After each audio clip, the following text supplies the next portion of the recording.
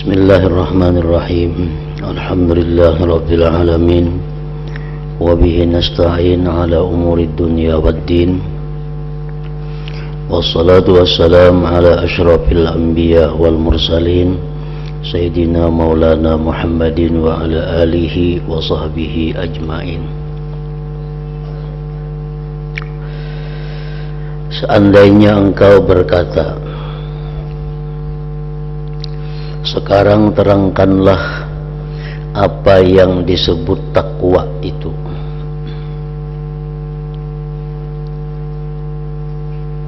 Artinya mulai daripada arti takwa, apa hakikatnya takwa, dan apa keuntungan faedahnya takwa itu.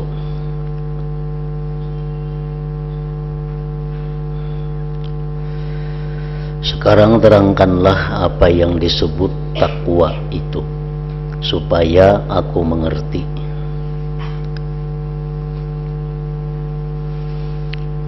Pertama kali hendaklah Anda mengetahui bahwa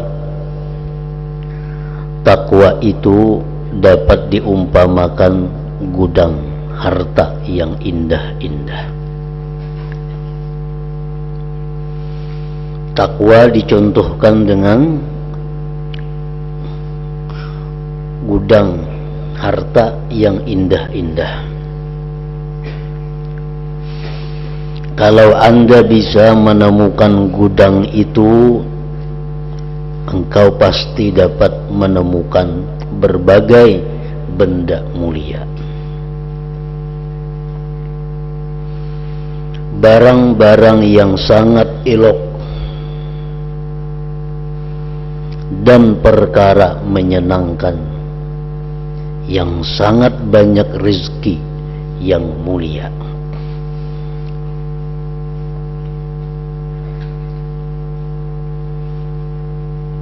Kenapa disebut rezeki yang mulia? Karena rezeki itu adalah ada yang halal, ada yang haram.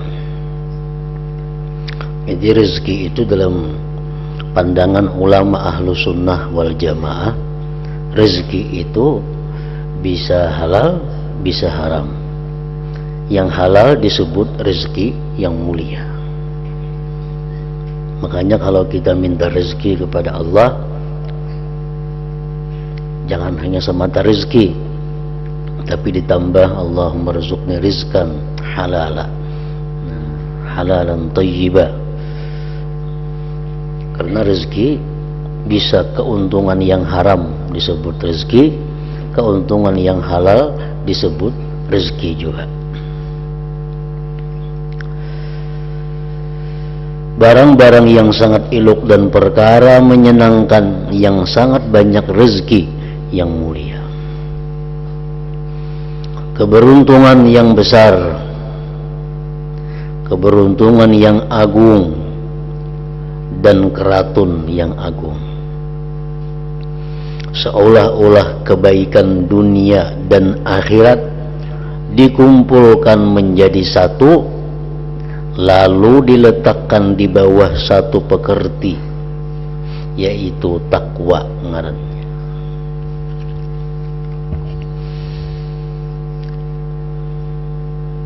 Jadi artinya kalau kita hendak mendapatkan kemuliaan, maka jalannya adalah takwa. Kalau kita hendak mendapatkan rezeki yang mulia, jalannya adalah takwa.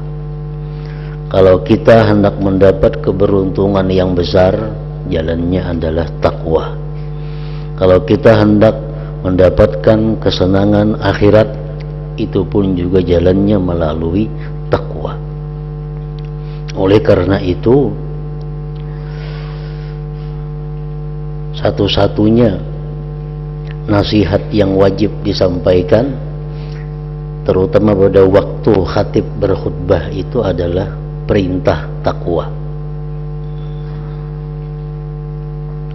Karena dengan takwa itulah manusia bisa mendapatkan apa yang dia inginkan di dunia dan akhirat.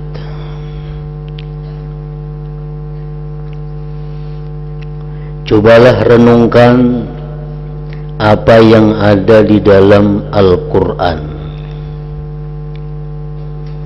yaitu ayat-ayat yang menuturkan masalah takwa. Sangat banyak dalam Al-Quran anjuran-anjuran, baik yang tegas atau yang sindiran atau yang isyarat kepada takwa ini.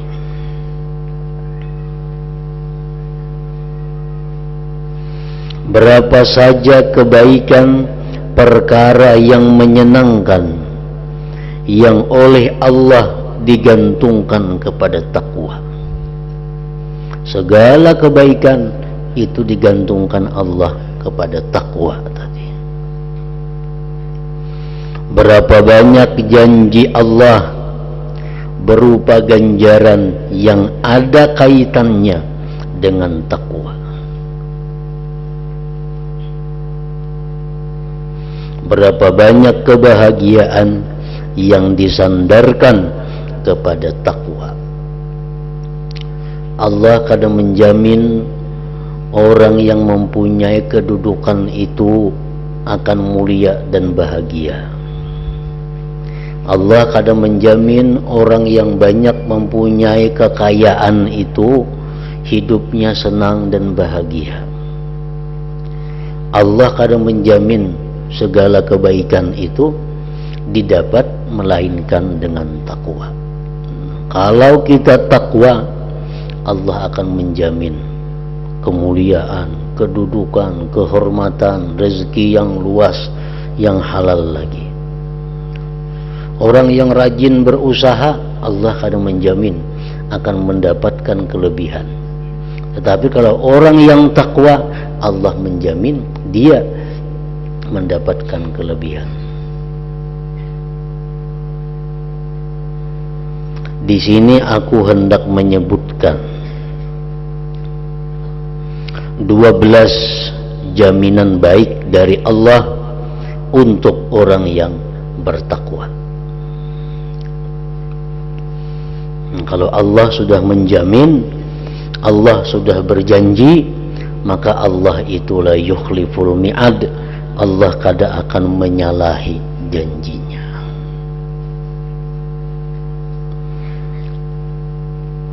Dua 12 janji dari Allah untuk diberikan kepada orang takwa. 1. Pujian dan sanjungan dari Allah.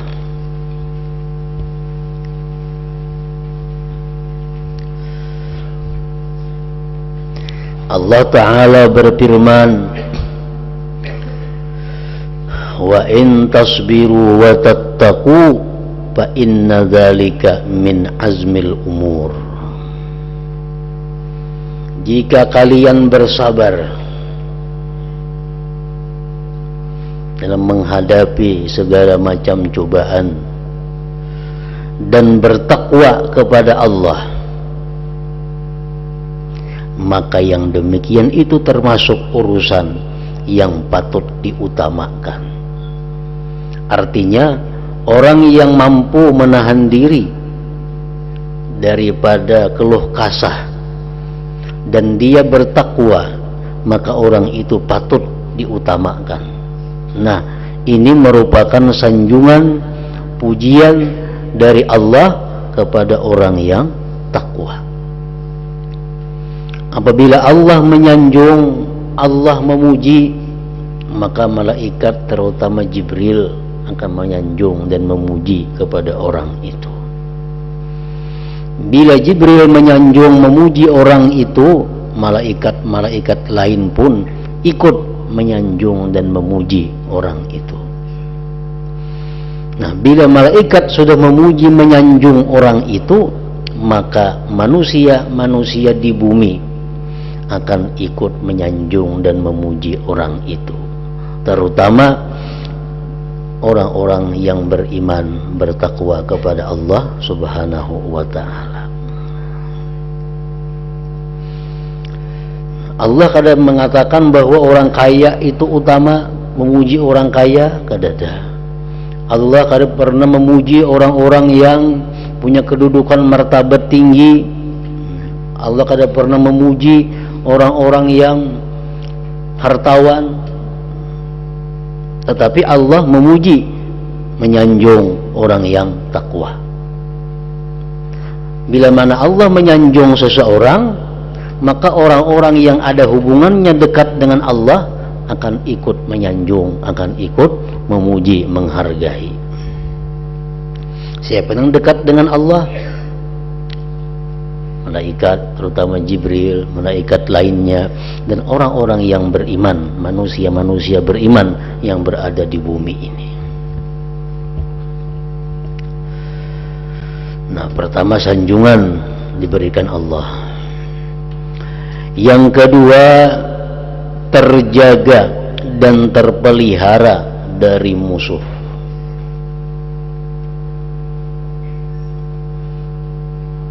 Allah Ta'ala berfirman, wa in tasbiru wa tattaqu la yadurrukum kaiduhum syai'a. Artinya, jika kalian bersabar dan bertakwa, maka tidak akan membahayakan kalian sedikit pun tipu daya mereka musuh. Kayak apapun orang hendak menipu kita, kayak apapun orang hendak menjatuhkan kita, kayak apapun orang hendak merubuhkan kehormatan kita, tapi kalau kita bersabar dan bertakwa, maka semua tipu daya mereka itu kada akan bisa jalan untuk menghancurkan kita. Nah, asalkan kita takwa kepada Allah. Jadi orang yang takwa itu kada perlu khawatir kalau diperdaya orang, kalau dihancurkan orang kehormatannya. Kada perlu khawatir karena Allah sudah menjamin orang takwa itu kada mampan kalau diperdaya.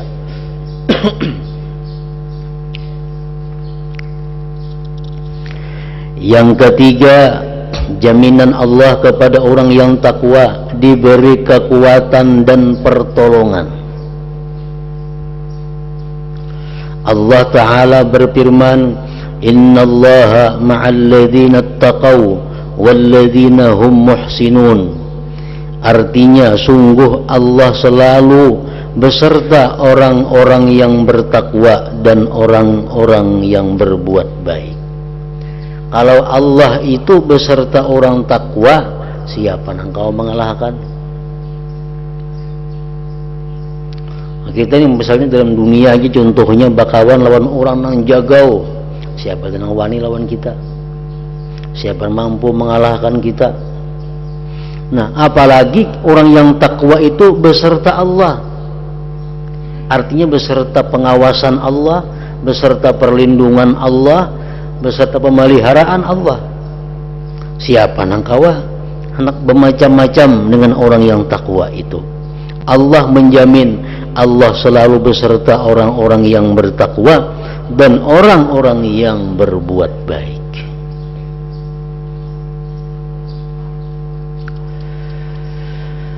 Dan Allah Ta'ala berfirman, wallahu waliyul muttaqin.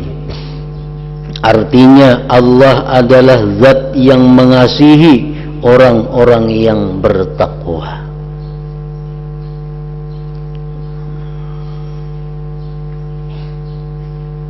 Allah mengasihi, mencintai. Waliullah itu artinya kekasih Allah, kecintaan Allah. Nah, orang yang takwa kepada Allah itu orang yang dikasihi, yang dicintai oleh Allah Subhanahu wa Ta'ala.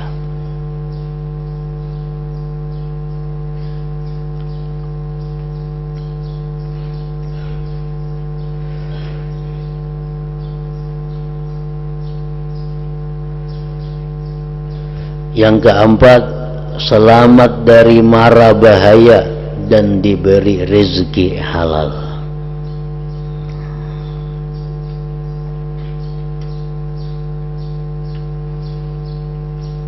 Orang yang takwa jangan khawatir kada kau bayar hutang. Orang yang takwa jangan khawatir kada kau menyekolahkan anak. Orang yang takwa jangan khawatir kada berisi tempat tinggal. Orang yang takwa jangan khawatir hidup susah. Karena Allah menjamin orang yang takwa itu diberi rezeki yang halal. Orang yang takwa dihindarkan daripada mara bahaya. Allah Ta'ala berfirman, wa may yattaqillaha yaj'al lahu makhraja wa yarzuqhu min haitsu la yahtasib. Artinya barang siapa bertakwa kepada Allah, maka Allah akan melepaskannya dari kesulitan dan memberinya rezeki yang datangnya tidak terduga.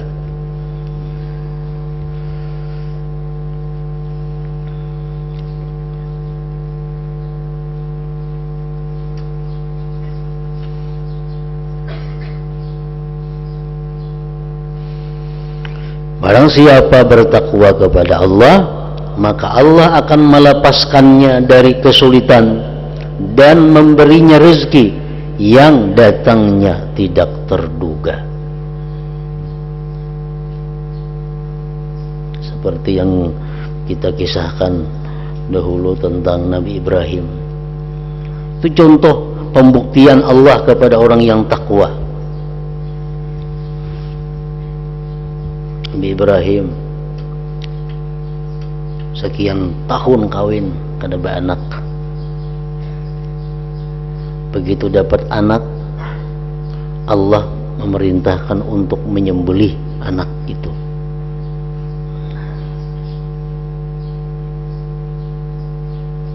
Ini sulit. Sekian tahun dia mencari anak, kada taulihi anak, disuruh menyembelih. Ini satu sulit yang besar, kesulitan yang besar. Tapi Nabi Ibrahim ini takwa kepada Allah. Karena ini perintah Allah, anak mesti disembelih. Nabi Ismail orang yang takwa kepada Allah. Begitu diberitakan bahwa Allah memerintahkan untuk disembelih, Nabi Ismail pun siap. Ada banyak tanya, kenapa Tuhan nyuruh menyembelih ulun? Apa salah ulun? Kada ada. Nah, begitu diperintah siap. Padahal disembelih bukan perkara ringan, perkara mati. Nah, tapi karena ini dua orang takwa, Allah berikan jalan keluar dan rezeki yang tak terduga-duga. Akhirnya apa?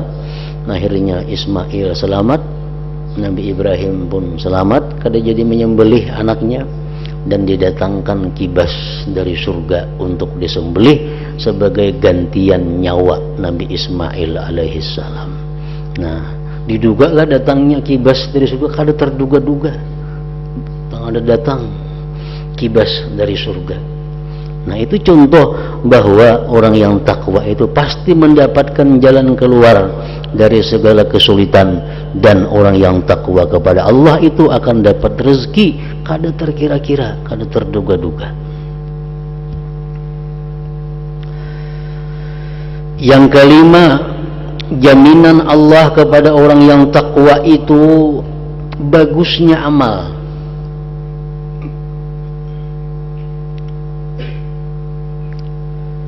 Bagusnya akhlak, bagusnya perbuatan. Allah Ta'ala berfirman, ya ayyuhalladzina amanu taqullah wa qulu qawlan sadida yuslih lakum a'malakum. Wahai orang-orang yang beriman, bertakwalah kalian kepada Allah dan berkatalah dengan perkataan yang benar. Berkata dengan perkataan yang benar itu merupakan bagian dari ketakwaan. Tetapi di sini disebut karena untuk penekanan. Takwalah kalian kepada Allah, terutama berkatalah dengan perkataan yang benar. niscaya Allah membaguskan amal kalian. Artinya apa? Orang yang takwa kepada Allah itu amal perbuatannya akan dibaguskan oleh Allah sedikit demi sedikit, makin hari amalnya makin dibaguskan, baik secara zahir atau secara batin. Jadi orang yang takwa kepada Allah itu ditingkatkan Allah amalnya, kualitasnya. Dulu kita sembahyang biasa-biasa aja sembahyang, banyak ketinggalan adabnya, banyak ketinggalan sunatnya, banyak ketinggalan khusyuknya. Tapi karena kita selama ini takwa kepada Allah, Allah secara kita kadang merasa membaguskan amal kita.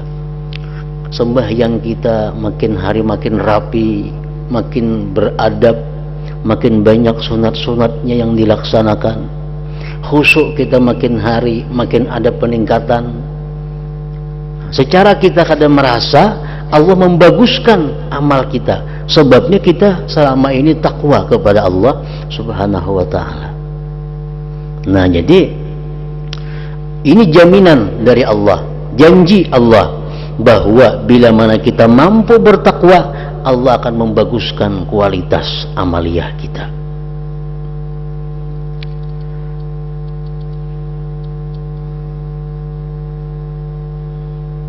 Kalau kita melatih, kan kita sudah tahu macam sembahyang umpamanya, kita sudah tahu kayak apa mengangkat takbir nang bujur, tahu sudah. Mulai kelas 1 sampai kelas 6 belajar sudah kayak apa takbir nang bagus nih tuh. Berdiri nang bujur kayak apa andaknya batis, tahu sudah. Ilmu sudah nih tuh. Mandak tangan mestinya kayak apa, tahu sudah. Ruku nang bujur nang baik sudah tahu, nang bagus kayak apa ruku sujudnya. Tapi umumnya kada kau mengamalkan itu. Hanya mbah belajaran bahwa sembahyang itu mandak batis ya sakilan gak jarangnya jaraknya. Hanya mbah belajaran mbah asar maghrib sembahyang nah mandak batis bahasa hasta bebirangkang sembahyang. Ini satu pertanda orang ini kada takwa. Sebab dengan takwa kepada Allah, Allah akan turun tangan langsung tanpa kita sadari, membaguskan kualitas amal kita. Amun kita melatih aja gini ada nang kada ingat. Bila kita berlatih sembahyang sebagus-bagusnya kayak apa dilatih sembahyang dengan beradab nang bagus sesuai ajaran kitab, baik satu mat saja. Karena lingah-lingah kembali pulang kayak asal sembahyang kayak apa. Nah, tetapi kalau kita ini takwa kepada Allah, walaupun kita kada latihan, hanya mendengar saja teorinya, Allah akan langsung bimbing kita kayak apa amaliyah itu nang bagus. Nah, ini janji Allah.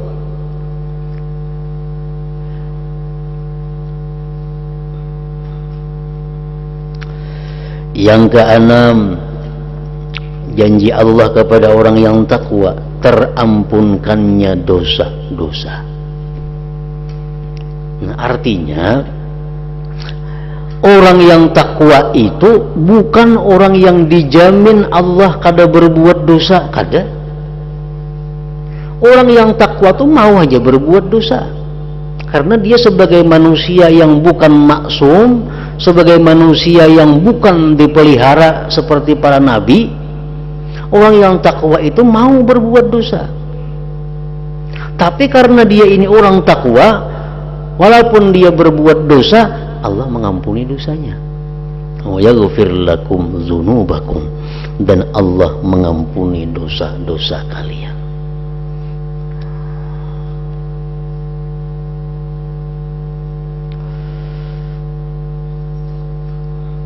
Yang ketujuh, dicintai Allah. Nah, ini yang paling penting. Orang yang takwa itu dicintai Allah. Amun kita dicintai Allah, paling nyaman sudah. Nah, padang kita hendak diberi Allah. Nah, kalau itu dilihat Allah baik untuk kita. Kalau kita beribadah kurang, Allah kada sarik. Kenapa? Karena kita sudah dicintainya. Nah, kecintaan Allah itulah yang paling mahal harganya. Tetapi untuk orang yang takwa, dia akan mendapat cinta Allah. Innallaha yuhibbul muttaqin. Biar orang semuaan kada senang lawan kita, biar orang seduniaan kada katuju lawan kita, tapi mun Allah Ta'ala katuju lawan kita, itu sudah merupakan keuntungan yang besar. Tetapi dijelaskan bahwa seperti keterangan tadi, orang yang dicintai Allah itu pasti akan dicintai oleh orang-orang yang dekat dengan Allah. Orang yang disayangi Allah pasti orang-orang yang pasti disayangi oleh orang-orang yang dekat kepada Allah. Disayangi malaikat, disayangi para aulia, disayangi orang-orang saleh. Mun orang fasik kawan kita ketujuh, rugi kita. Banyak misi kawan, tapi karena baiknya kawan, maka ada untungnya. Kenapa? Kita dikelilingi orang-orang yang dikutuk Allah. Yang kita hendak tuh kita disayangi, diketujui oleh orang yang diketujui Allah. Saya konga 1000 bisa kenalan, tapi karena baiknya kenalannya.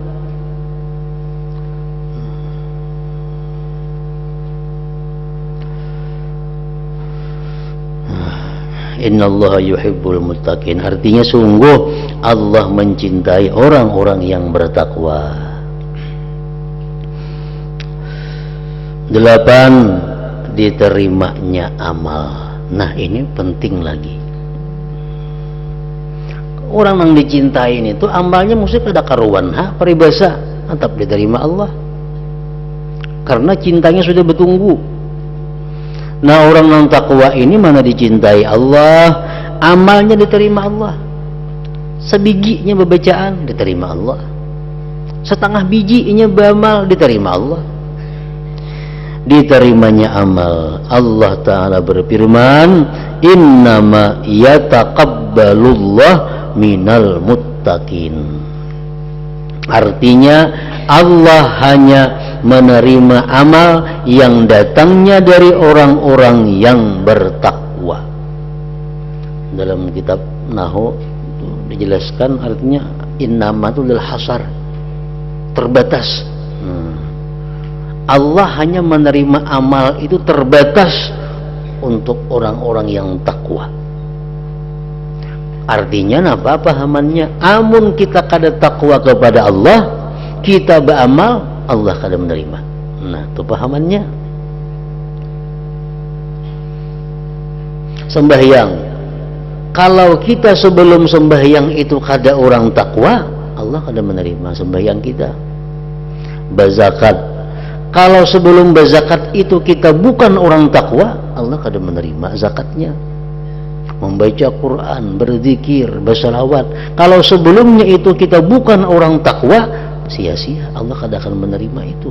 Kenapa? Karena Allah hanya terbatas, hanya menerima amal yang datangnya dari orang-orang yang bertakwa. Nah, makanya begitu kita hendak beramal, hendak berbacaan, kita disuruh dulu beristighfar, disuruh minta ampun kepada Allah, suruh kita minta ampun supaya kita bersih daripada dosa-dosa. Disuruh kita menghadirkan hati, ya Allah, hamba berniat, mulai saat ini hamba berniat akan selalu menjunjung perintahmu dan selalu menjauhi apa yang dilarang. Jadi takwa ngarannya tuh kan, takwa tuh menjunjung perintah Allah, menjauhi larangan Allah, itu takwa. Jadi sebelum kita sembahyang, kita istighfar, minta ampun segala dosa kepada Allah. Yang kedua, kita niatkan di hati kita, ya Allah, sejak ini hamba berniat untuk selalu menjunjung perintah Engkau dan menjauhi larangan Engkau. Nah, jadi orang takwa sudah asa bujur-bujur niatnya, artinya keyakinan bulat di dalam hati. Nah, sudah itu hanya ayo lagi a'udzubillahi minasyaitonirrajim, bismillahirrahmanirrahim, yasin. Nah, diterima Allah yasinnya. Amun kita muntung bah menyambat orang atau imbah makan nang kada baik atau mentok berbuat maksiat macam-macam, minta ampun kada, anak jadi orang takwa kada, langsung Allahu Akbar, adanya Allah menerima itu. Kenapa? Karena waktu kita beribadah, posisi kita orang yang dibenci Allah. Nah, posisi kita posisi orang yang dibenci oleh Allah. Mbah nyambeti orang, mbah memfitnah orang, sampai sembahyang pelanggaran Allahu Akbar, nah karena Allah menerima masa sembahyangnya. Kenapa? Karena kita masih lagi disariki Allah, langsung menyembah lawaninya lah. Hendaknya kita minta ampun dahulu.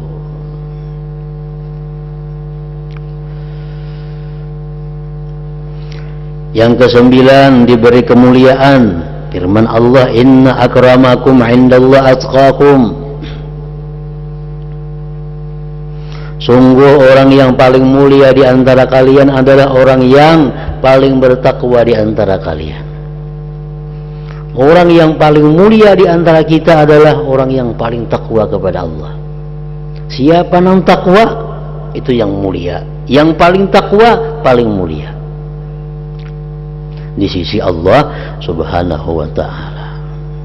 Kada pandang inya siapa, kada pandang inya siapa, anak siapa, orang mana. Siapa yang paling takwa, itulah yang paling mulia di sisi Allah Subhanahu wa ta'ala.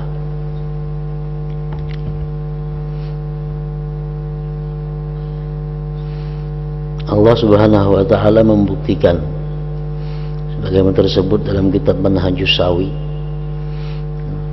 setelah generasi sahabat itu berakhir, ada masa Rasulullah wafat, ngarannya generasi sahabat. Generasi sahabat ini habis, timbul generasi apa lagi? Tabi'in. Pada generasi tabi'in, ini generasi yang terakhir yang disebut Nabi generasi terbaik. Jadi Nabi, generasi yang terbaik adalah generasiku, kemudian generasi sahabat, kemudian generasi berikutnya tabi'in. Nah, Allah membuktikan bahwa pada masa generasi tabi'in itu orang-orang yang paling alim, orang-orang yang paling banyak diberi Allah ilmu. Siapa? 6 dari 7 orang itu asalnya adalah budak yang dimerdekakan. Karena mereka takwa kepada Allah, Allah memuliakan mereka dengan ilmu-ilmu dan macam-macam kelebihan. Di Makkah, siapa yang paling alim di Mekah sesudah generasi sahabat itu berakhir? Atha bin Abi Rabah, seorang hitam budak. Jadi hadir di pengajian Atha orang-orang mulia, orang-orang yang keturunan mulia, baik dari bangsa Quraisy atau bangsa yang lain-lainnya. Padahal Atha hanya seorang budak hitam.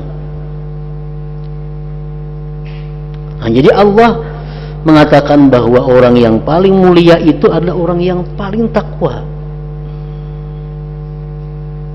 Di Basrah, siapa yang paling alim waktu generasi sahabat tabi'in itu, generasi kedua apa sesudah sahabat tadi? Di Basrah dikenal dengan Hasan al-Basri. Hasan al-Basri ini budak yang dimerdekakan.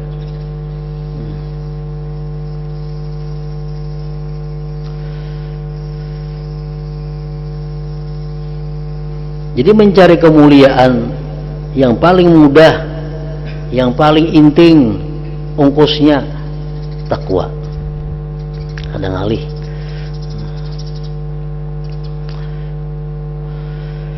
Yang ke-10, janji Allah kepada orang takwa, kabar gembira menjelang mati.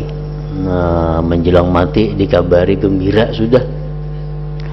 Allah Ta'ala berfirman, alladzina amanu wa kanu yattaqun lahumul busyra fil hayatid dunya wa fil akhirah.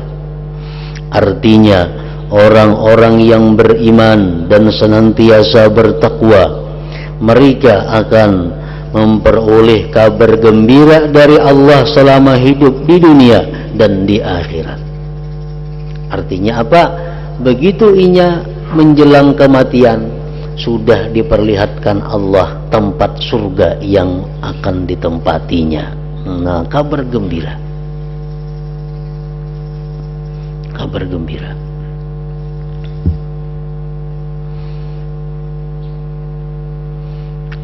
Orang yang takwa begitu hendak mati, sudah sakarat, diperlihatkan Allah surga. Nah, diperlihatkan surga. Nikina tempat ikam di sini. Karena sudah melihat surga, keindahan surga, begitu malaikat Israel mencabut nyawa, kada terasa lagi sakitnya. Kenapa? Karena sudah melihat tempat seorang di situ. Nah, jadi kata Rasulullah, malaikat Israel itu mencabut nyawa itu lebih sakit daripada dicancang dengan 70 pedang.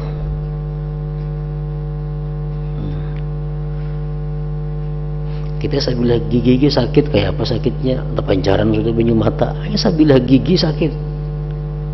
Bayangkan 20 gigi yang sakit, kada kalau bicara lagi kita. Hanya sabilah jeriji kita bangkak sudah sakit.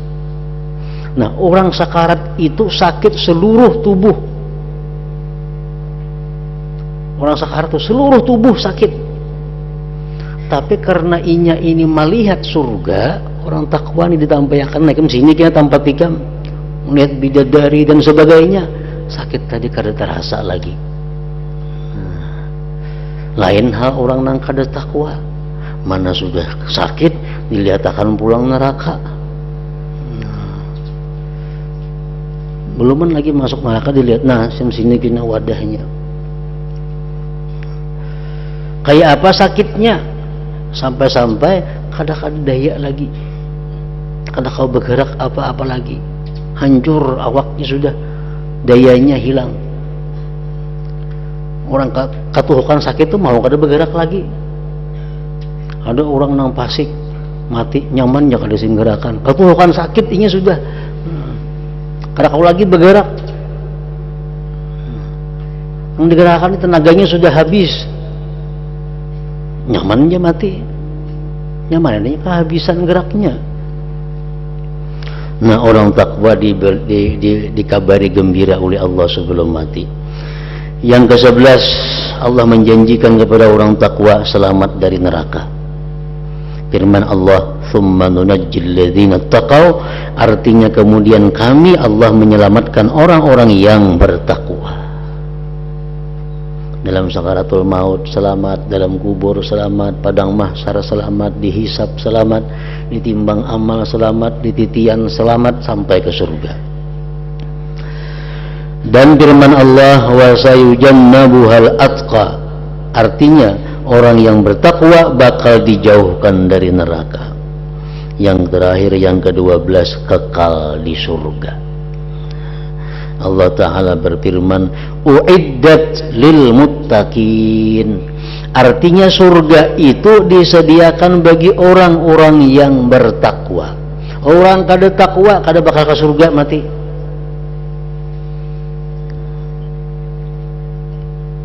Itu sudah ditegaskan dalam Al-Quran. Allah berjanji, Allah Maha Suci ingkar janji, Allah mustahil ingkar janji. Kalau hendak masuk surga, kada ada jalan lain, mesti takwa jalannya. Harganya surga takwa. Siapa haja kita, kalau kita kada takwa, kada kawa ke surga. Allah ada mengatakan surga itu bagi orang ini, orang itu, orang ini, orang ada. Hanya Allah mengatakan bahwa uiddat lil muttaqin. Uiddat artinya disediakan surga.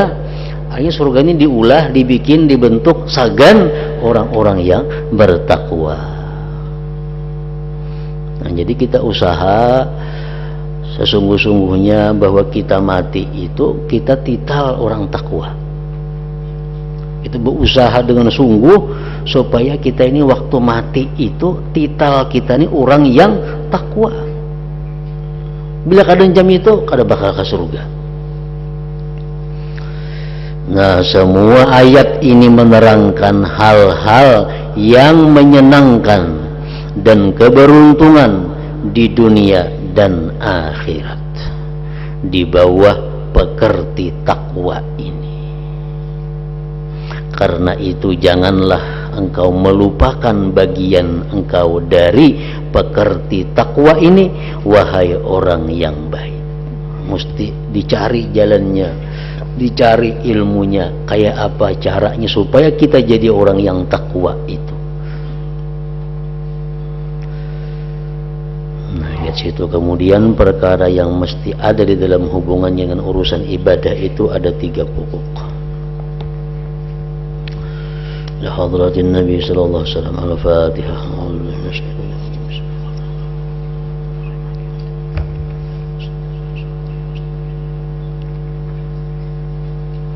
بسم الله الرحمن الرحيم. الحمد لله رب العالمين. اللهم صل وسلم على سيدنا محمد وآله وصحبه أجمعين. اللهم اغفر لنا ما أخطأنا وما تحمدنا وما أسررنا وما أعلنا وما أسرفنا وما أنت أعلم به منا. أنت المقدم وأنت المؤخر لا إله إلا أنت. اللهم انفعنا بما علمتنا وعلمنا ما ينفعنا وزدنا فهما وعلما وعملا وهدى وتوفيقا برحمتك يا أرحم الراحمين. صلى الله على سيدنا محمد وآله وسلم والحمد لله.